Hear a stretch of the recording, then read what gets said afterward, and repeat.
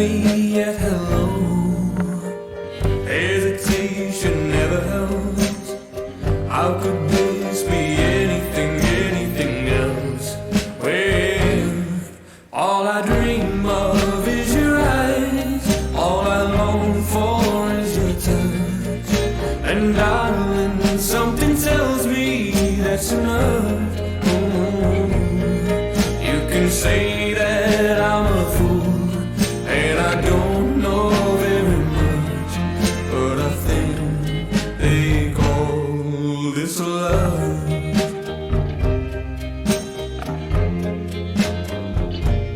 One smile, one kiss, two lonely hearts is all that it takes now, baby. You're on my mind every night, every day. Good vibrations getting loud. How could this be anything else? When all I dream of is your eyes, all I long for is your touch. And darling, something tells me that's enough. You can say that I'm a fool, and I don't know very much, but I think they call this love. Oh, I think they call this love.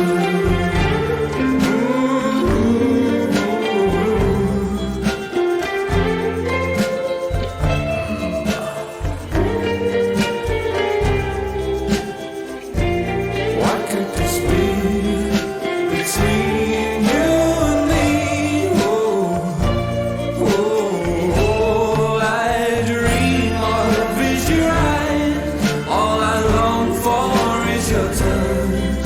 And darling, something tells me it's enough. You can say that I'm a fool, and I don't know very much, but I think they call. Oh, I think they call. Yes, I think they call this love,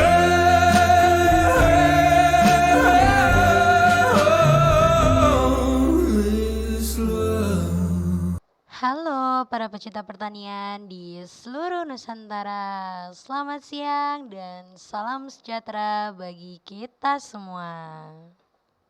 Selamat datang di segmen Petani Cerdas, program spesial dari Radio Suara Desa 98.5 FM yang hadir setiap minggu untuk mengupas seputar dunia pertanian yang semakin canggih dan modern. Saya Sela. Saya Robi, kami akan menemani Anda selama 20 menit ke depan dengan tema yang sangat menarik nih pencinta pertanian, yaitu teknologi pertanian di era digital, solusi cerdas untuk petani Indonesia. Namun sebelum kita mulai, mari kita dengarkan lagu dari Niji yang berjudul Laskar Pelangi untuk menemani kita pada siang hari yang terik ini. Check it out.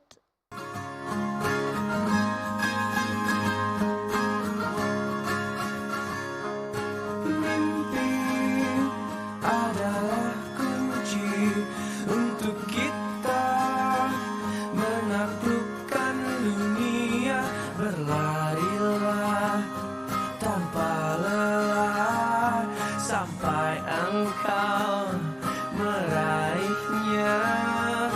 Laskar pelangi takkan terikat waktu. Bebaskan mimpimu di angkasa, warnai bintang di jiwa.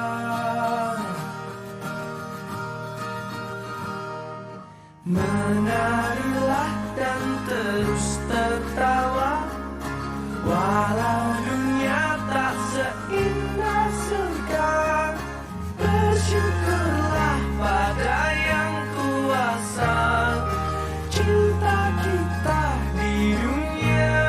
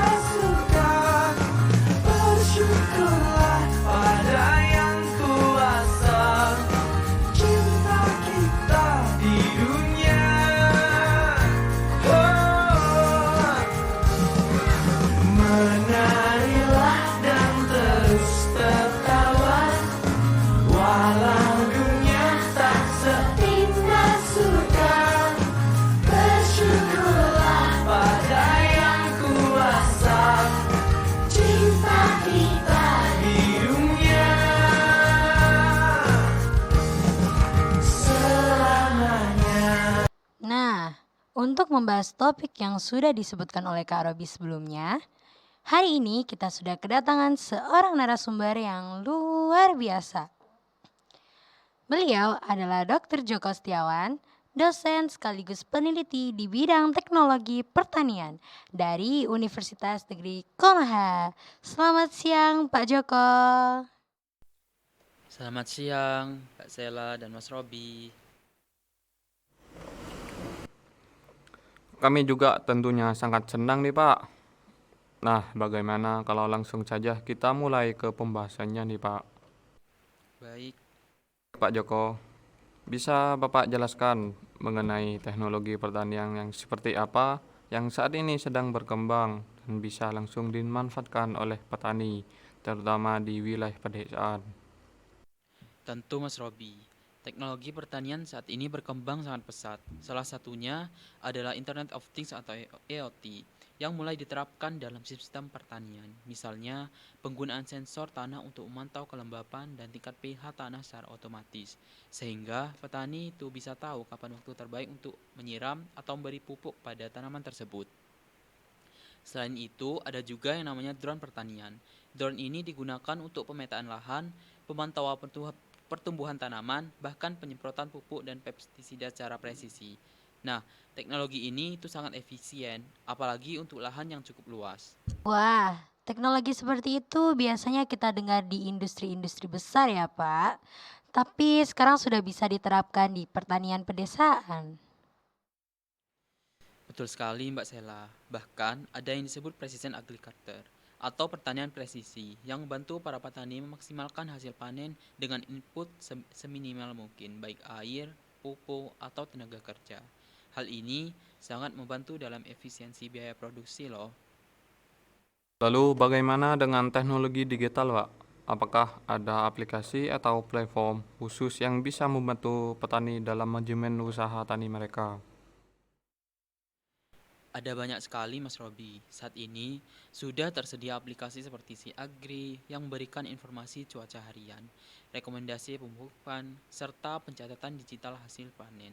Nah, ada juga aplikasi lain seperti AgriAku juga menawarkan fitur jual beli hasil tani langsung ke pasar atau bisa juga langsung ke konsumen, memotong rantai distribusi yang selama ini panjang dan tidak efisien. Ada juga contoh lainnya penggunaan aplikasi irigasi otomatis berbasis cuaca yang bisa dikendalikan lewat smartphone. Misalnya, petani bisa mengatur penyiraman hanya saat suhu dan kelembapan mencapai ambang tertentu. Ini sangat berguna untuk menghemat air, terutama di musim kemarau. Wah, berarti petani sekarang bisa bertani sambil ngopi di rumah ya Pak? Bisa dibilang begitu, Mas Robi. Tapi tentu saja teknologi ini tetap butuh pemantauan. Tujuannya bukan menggantikan kerja keras, tapi menjadikannya lebih cerdas dan efisien. Tadi Bapak bilang bahwa ada aplikasi yang bisa melakukan jual beli langsung ke pasar ataupun ke konsumen. Jadi maksudnya dengan menggunakan aplikasi tersebut, petani bisa langsung menjual produk mereka tanpa harus bergantung pada tengkulak ya Pak? Persis Mbak Sela, ini bukan hanya soal teknologi, tapi juga memberdayakan petani untuk lebih mandiri dan mengelola hasil panennya. Bahkan ada platform berbasis komunitas yang memungkinkan petani saling berbagi informasi dan pengalaman secara online. Wah, keren banget. Tapi kami juga penasaran nih Pak, dengan semua potensi teknologi ini. Apa sih tantangan terbesar dalam penerapannya di lapangan Bapak? Pertanyaan yang sangat bagus Mas Robi. Tantangan utama tentu adalah akses internet dan infrastruktur digital yang belum merata, terutama di daerah pelosok. Lalu ada juga tantangan literasi digital. Tidak semua petani terbiasa menggunakan teknologi seperti smartphone atau aplikasi. Namun, sekarang banyak inisiatif pelatihan yang dilakukan oleh pemerintah daerah, perguruan tinggi, hingga startup agritech untuk mendampingi mereka. Dan program penyuluhan digital juga sudah mulai digalakkan di berbagai wilayah. Nah, Pak Joko, apakah aplikasi-aplikasi ini bisa diakses dengan mudah oleh petani yang mungkin hanya punya HP sederhana? Nah, itu pertanyaan penting Mbak Sela. Bahkan, banyak startup sekarang membuat aplikasi yang ringan dan bisa diakses di HP Android versi lama.